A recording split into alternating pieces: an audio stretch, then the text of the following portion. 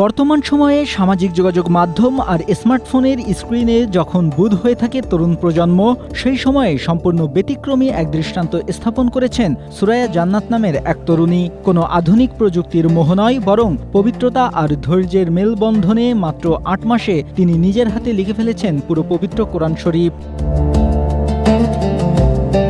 সুরাইয়ার হাতের লেখা এতটাই নিখুঁত যে প্রথম দেখায় একে ছাপা অক্ষরের বই বলেই ভুল করবেন অনেকে। চলতি বছরের ১ জানুয়ারি থেকে শুরু হয় তার এই মহৎ যাত্রা। মাদ্রাসার পড়ালেখার পাশাপাশি প্রতিদিনের অবসর সময়টুকু তিনি বিলিয়ে দিয়েছেন এই পবিত্র কাজে। ১১৪টি সূরা সংবলিত ৩০ পারার এই বিশাল পবিত্র কোরআন সম্পন্ন করতে তার লেগেছে ১১২৯টি পৃষ্ঠা ও প্রায় ৫৫টি কলম। আমি এখানে ১১৪টি সূরাই লিখেছি। কোন সূরার কত আয়াত, কত রুকু তাও এখানে উল্লেখ করা আছে। এবং কি এই পবিত্র কোরআন শরীফটি মোট পৃষ্ঠা লেগেছে ১১২৯টি।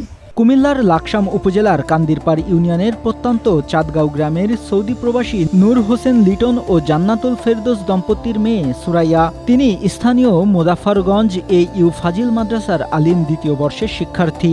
সুরাইয়া জান্নাতের ভবিষ্যৎ স্বপ্ন, সুযোগ পেলে তিনি ইসলামের অন্যতম বিশুদ্ধ হাদিস গ্রন্থ সহিহ বুখারীও এভাবে নিজ হাতে লিখবেন।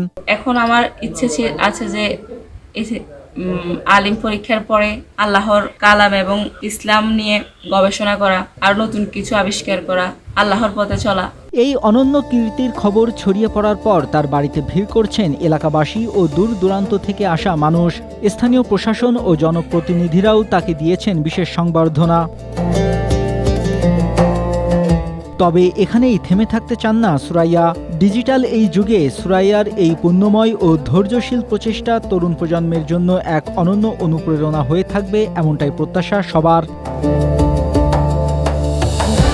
Desk report, Asia post.